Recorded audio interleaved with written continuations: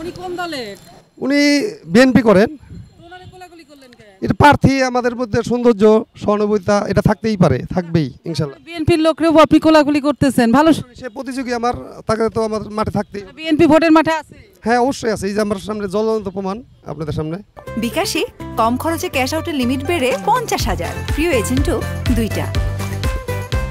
গলা জড়াই ধরলেন, ভোটটা কি এরকম সুন্দর হবে নাকি আবার লুট করে নিয়ে যাবেন? নো নো নো, একদম ফ্রি ফেয়ার ইলেকশন চাই আমরা, সুন্দর একদম ফ্রি ফেয়ার ইলেকশনটা আমরা চাই, সিঙ্গারে হোক এবং সেই ইলেকশনে জনগণ যাকে বেছে নেবে তাকে আমরা মেনে নেব ইনশাল্লাহ। কত বছর পর তোফাজ্জল সাহেব আপনি ভোটের মাঠে? 15 বছর। দল তো আপনাদেরকে বহিষ্কার করবে, করে নাই এখনো? আমরা বহিষ্কার দলের সিদ্ধান্ত মেনে নিব।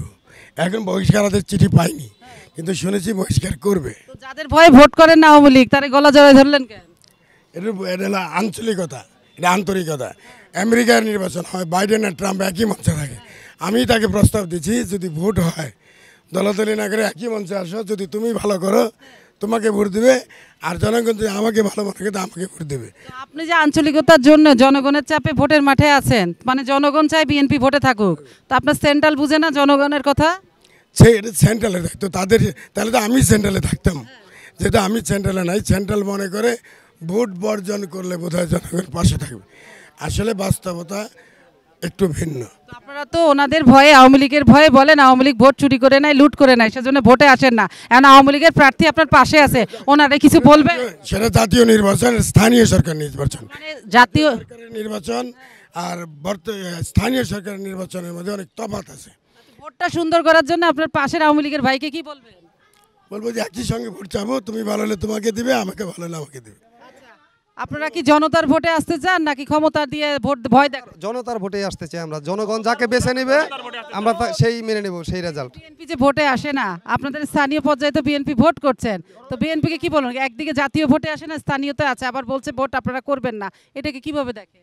আসলে এটা তো বিএনপির দলীয় সিদ্ধান্ত, এ বিষয়ে আমরা মতামত নাই দিতে পারি, কারণ আমাদের দল বাংলাদেশ আওয়ামী লীগ জননেত্রী শেখ হাসিনা বাংলাদেশে অবাধ এবং নিরপেক্ষ সুষ্ঠু নির্বাচন দিচ্ছে। আমরা সেই নির্বাচনের দিকে আমরা চাই বিএনপি সহ যতগুলো দল আছে সবাই আসুক, এই দলে নির্বাচনে অংশগ্রহণ করুক, সুষ্ঠু এবং নিরপেক্ষ নির্বাচন তার বাস্তব উদাহরণ। মানে মাঠে যারা বিএনপি নেতাকর্মী আছে তারা আসলে ভোট চায়, সেজন্য সিদ্ধ মানে সেন্ট্রালের কথা তারা মানছে না।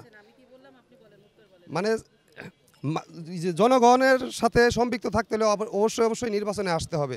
যেটা সেন্ট্রাল বিএনপি কেন কী কারণে আসতেছে না, এটা তাদের আমার মাথায় আসলে বোধগম্য হচ্ছে না তার। কিন্তু তৃণমূল, এই যে আমার সামনে আপনার একজন প্রার্থী আছে, তিনি কিন্তু আমাদের সাথে লড়ছে, আমার সাথে লড়ছে। আমি তাকে বলি সুন্দর সুষ্ঠু একটি নির্বাচন হবে, আমরা যেই নির্বাচনটি হোক তাকেই আমরা মেনে নেব, তাকেই আবার গলাগলি ধরে আমরা ইনশাল্লাহ একসাথেই চলবো। সেন্ট্রালের কথা মানলেন না কেন?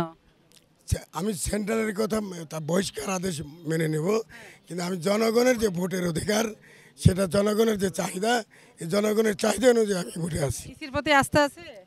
100% আস্থা আছে। কেন ইসির প্রতি আস্থা কেন? গত জাতীয় নির্বাচনে ইসি যে নির্বাচন সিঙ্গার উপজেলায় মানিকগঞ্জ জেলায় উপহার দিয়েছেন, তার মধ্যে সিঙ্গারটা হলো একটা সর্বোচ্চ প্রতিদ্বন্দ্বিতা। 4 জন প্রার্থী ছিলেন, 4 জনই আওয়ামী লীগের প্রার্থী। এর মধ্যে স্বতন্ত্র একজন প্রার্থী পাশ করেছেন, আওয়ামী লীগের নৌকা মার্কা ফেল করেছে। সেই ক্ষেত্রে সাধারণ জনগণের একটা আস্থা আছে, সুষ্ঠু ভোট হলে মানুষ স্বতন্ত্র কাউকে বেছে নেবে। এটি ধন্যবাদ। দলের বহিষ্কার আদেশ মাথা পেতে নিবেন, কিন্তু জনতা যদি বহিষ্কার করে আবার? জনতা বহিষ্কার করবেন, আত্মবিশ্বাস আমার আছে।